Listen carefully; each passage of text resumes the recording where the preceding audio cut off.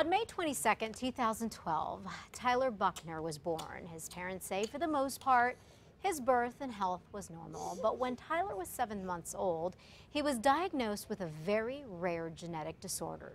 It's called Cru Du Chat. It's the Cru Du Chat syndrome. It happens in only 1 in 35,000 births. And this morning, little Tyler is here with us. He just turned 2. We also have his father, Adam Buckner, and Dr. Mary Beth Barkasy, Assistant Professor of Physical Therapy at UNM. Thank you all for coming in. Thank you. So let's talk about a very rare genetic disorder. It's French, and it actually means cry of the cat? Correct. Okay. Cru Du Chat was discovered, I guess, is the best way to put it, by Jerome French guy, right. French expert, Lejeune. genetic expert, exactly, right? in 1963. And basically it was figured out because they're a high-pitched cry, Sure, almost like a cat. Kind of sounding like a cat. Exactly. And for you, if you can take us back to, I guess when Tyler was 7 months old, you all started noticing there was something different with him. Well, he had a very small airway.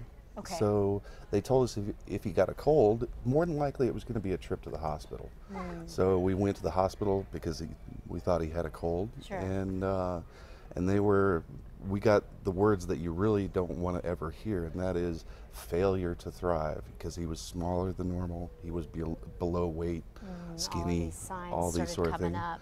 So we did testing of everything that we could possibly test, and the blood genetic test came back and said Cru Du Chat.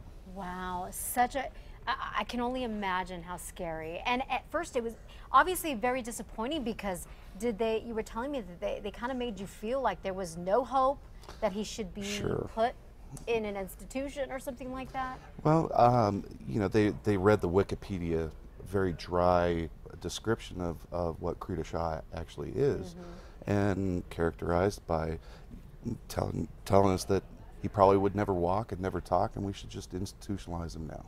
Now you should know that little Tyler here is actually communicating, right, Dad? Yeah. He's a cutie pie. A little bit ago he was waving hi to us. Dr. Mary Beth, you have been working with little Tyler here. Let's talk a little bit about early intervention and how this can actually, there is hope out there, folks. This can actually help in terms of developing some sort of speech, or even physically a little bit. What have you noticed in working with Tyler? Well, I think the benefit of working with children with disabilities is that you can really help maximize their potential. You can give parents hope, let them know what your experience has been, suggestions for them, things to do at home. You know, children's brains are, we call it neural plasticity, meaning that there's a lot of neural development that happens, connections that are being made, and if you can get intervention early, then you can optimize the potential and help these kids be as independent as possible. And oftentimes they surprise you with the things that you never thought that they would be able to do that they do. I bet. Adam, I know you touched on this. This genetic disorder was sort of discovered back in the 60s. Does the medical profession, Dr. Mary Beth, you might have some insight on this, have the most up-to-date information on perhaps rare syndromes, or even diagnosing them? It seems like there might not be as much info out there. Actually, Adam can probably answer that best, because you've been living it. You've been living it. We sure have. You know, it's always a shock when your son or your daughter and brand new, and then all of a sudden somebody says, well, guess what? This is not good. Yeah.